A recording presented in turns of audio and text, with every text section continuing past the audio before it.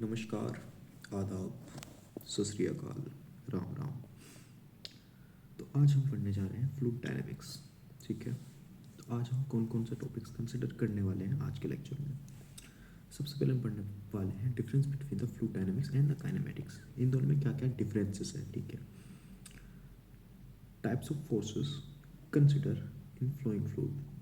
ठीक है। न्यूटन का सेकंड नियम और Reynold equation, Navier Stokes equation, Euler equation.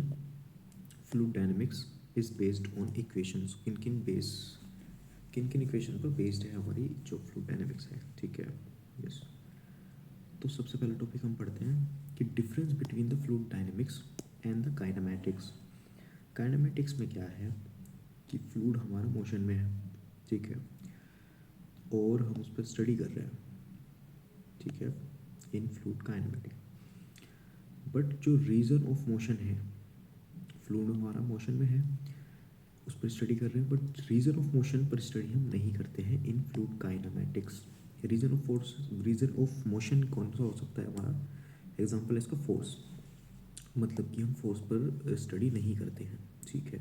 Kinematic के बारे में आपने जान लिया। अब डायनेमिक की बात आ गई। डायनेमिक में क्या है? हमारा फ्लूइड ऑल्सो इन मोशन। ठीक है। मोशन में है, हम उस पर स्टडी करते हैं। We study on it and also study on the reason of motion. मतलब कि जो रीजन है मोशन का, वो है हमारा फोर्स। उस पर भी हम स्टडी करने वाले हैं इन फ्लूइड डायनेमिक्स। ठीक है। तो मतलब कि जब हमारा फ्लोइंग फ्लूइड होगा तो उस पर फ्लोइंग टाइप्स ऑफ फोर्सेस जो हैं वो कंसिडर किए जाएंगे। अब वो कौन कौन से फोर्सेस हैं? वो ये 6 फोर्सेस हैं। ठीक है।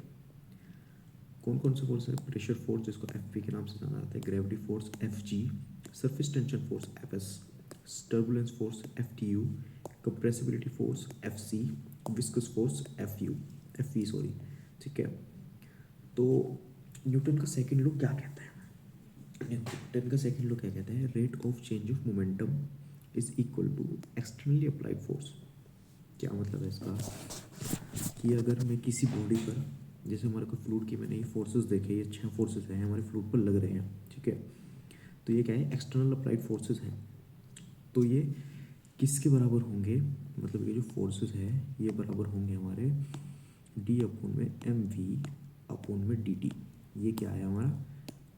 Rate of change of momentum. ये हमारा ये कहलाएगा rate of change of momentum. मतलब जो अप्लाइड एक्सटर्नल अप्लाइड फोर्सेस जो हैं वे हमारे किसके बराबर होंगे?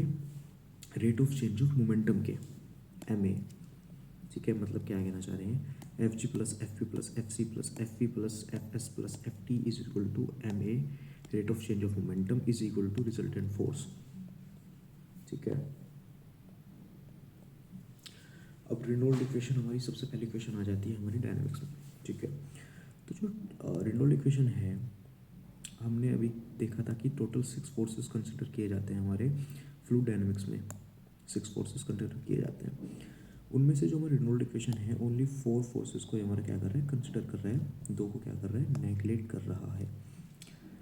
तो 4 फोर्सेस कौन कौन से? Gravity force, pressure force, viscous force and the turbulence force. ठीक है।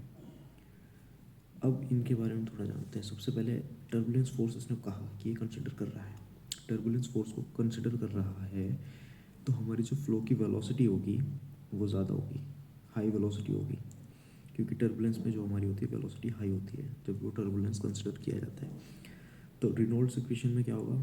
वेलोसिटी हाई होगी। वेलोसिटी हाई होती है जब किसी फ्लूइड की, कोई फ्लोइंग फ्लूइड है, उसकी वेलोसिटी हाई है, तो उस पर जो है सरफेस टेंशन की जो वैल्यू है वो नेग्लिजिबल कंसिडर किए जाते हैं। कंप्रेसिबिलिटी भी नेग्लिजिबल कंसिडर की जा सकती है। सरफेस टेंशन होता क्या है? सबसे पहले सरफेस टेंशन जो है इंटरनल मोलिकुलर फोर्स है हमारे फ्लूइड पार्टिकल्स का, है ना।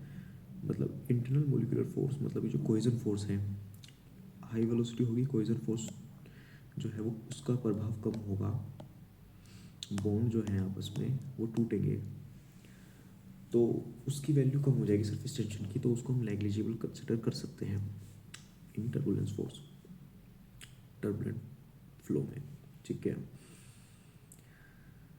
तो रीजन ऑफ नेग्लेक्ट मैंने भी आपको बताया, flowing fluid surface tension and the compressibility is negligible, उनका प्रभाव नेग्लिजिबल है, तो हम उनको कंसिडर ना करें तो कोई दिक्कत नहीं है, ठीक है। अब दूसरी हमारी इक्वेशन आ जाती है नेवियर स्टोक्स इक्वेशन। इसमें अब जो कौन कौन से फोर्सेस कंसिडर कर रहा है, टोटल 6 में से ओनली 3, ठीक है, 6 में से 3 को ही कंसिडर कर रहा है। कौन कौन से? Gravity force, pressure force, viscous force. ये टर्बुलेंस फोर्स को भी कंसिडर नहीं कर रहा है। टर्बुलेंस फोर्स को कंसिडर नहीं कर रहा है तो इसका मतलब क्या है, फ्लो हमारा टर्बुलेंस नहीं है, मतलब कि लेमिनार है, फ्लो की वेलोसिटी कम है। अब फ्लो की वेलोसिटी कम है तो उस पर जो है विस्कोसिटी ज़्यादा हो सकती है ना। विस्कोसिटी क्या होती है? विस्कोसिटी एक तरह से एक फ्रिक्शन है, फ्रिक्शन है जो हमारे मॉलिक्यूल्स के बीच में लगती है, ठीक है। तो लेमिनार होगा तो हमारी विस्कोसिटी की वैल्यू ज़्यादा हो सकती है, इसीलिए जो नेवियर स्टोक्स इक्वेशन है उसमें जो हमारी विस्कस फोर्स को मेन फोर्स कंसिडर करा जाता है, ठीक है। नेगेटिव कौन कौन सा करें? Turbulence force, compressibility force and surface tension force, ठीक है। Turbulence force not consider means flowing laminar होगा, ठीक है, मैंने बता दिया आपको। अब हमारी थर्ड इक्वेशन आ जाती है एलर इक्वेशन। एलर इक्वेशन, ठीक है, इसमें ये कौन कौन से फोर्स कंसिडर कर रहा है? Only 2, gravity force and the pressure force. Neglect कौन कौन से कर रहा है? Turbulence force, viscous force, compressibility force and the surface tension force. Turbulence consider नहीं कर रहा है, इसका मतलब फ्लो लेमिनार होगा, ठीक है। विस्कस फोर्स को कंसिडर नहीं कर रहा है तो मतलब हमारा फ्लूइड कैसा होगा या फ्लो कैसा होगा? फ्लो कैसा होगा? हमारा होगा फ्रिक्शनलेस, फ्रिक्शनलेस हमारा होगा। कंप्रेसिबिलिटी फोर्स को कंसिडर नहीं कर रहा है तो मतलब इनकम्प्रेसिबल फोर्स वो होगा फ्लूइड। सरफेस टेंशन की वैल्यू नहीं है, तो ये हम किस में देखते हैं? विस्कस फोर्स नहीं है मतलब फ्रिक्शन लेस है, ठीक है, कंप्रेस इनकम्प्रेसिबल है, तो ये किस में देखा जाता है? ये हमारा देखा जाता है आइडियल फ्लूइड में। तो मतलब एलर इक्वेशन में जो हमारा फ्लूइड होगा वो आइडियल फ्लूइड होगा, ठीक है। ये मैंने आपको बता दिया। फ्रिक्शनलेस फोर्स को इनविसिड फ्लूइड भी कहा जाता है, ठीक है, जिसमें विस्कोसिटी की वैल्यू 0 होती है। नो विस्कोसिटी जिस उसमें होगी फ्लूइड में उसको फ्रिक्शनलेस एंड इनविसिड फ्लूइड भी कहा जाता है, ठीक है। अब ये जो फ्लूइड डायनेमिक्स है ये कुछ इक्वेशंस जो है इसकी इक्वेशंस हैं कुछ प्रिंसिपल्स पर बेस्ड है, ठीक है। सबसे पहले हमारी बर्नौली इक्वेशन आती है। बर्नौली इक्वेशन मैंने अभी आपको नहीं बताई, अगले लेक्चर में आपको बताऊंगा मैं बर्नौली इक्वेशन। तो बर्नौली इक्वेशन जो है based on the conservation of energy. Bernoulli equation जो है कंजर्वेशन ऑफ एनर्जी पर बेस्ड है, ठीक है। दूसरी जो है Euler and the Navier Stokes equation, ये किस पर बेस्ड है? Conservation of linear momentum, linear momentum पर ये बेस्ड है। कौन से? Euler and the Navier Stokes equation. ये किसके लिए हैं? फ्लूइड डायनामिक्स के लिए हैं हमारे। बाकी जो हमारे नीचे आ जाता है फ्लूइड काइनेमेटिक्स, इसमें एक कॉन्टिन्यूटी इक्वेशन है, ये किस पर बेस्ड है? Based on the conservation of mass. Continuity equation क्या बताती थी कि फ्लो जो हमारा है किसी फ्लूइड का वो पॉसिबल है या नहीं है। अगर कॉन्टिन्यूटी इक्वेशन सेटिस्फाइड है तभी हमारा फ्लो जो होगा पॉसिबल होगा। ये हमारा बताती थी कॉन्टिन्यूटी इक्वेशन जो कि बेस्ड है कंजर्वेशन ऑफ मास पर, ठीक है। Thank you.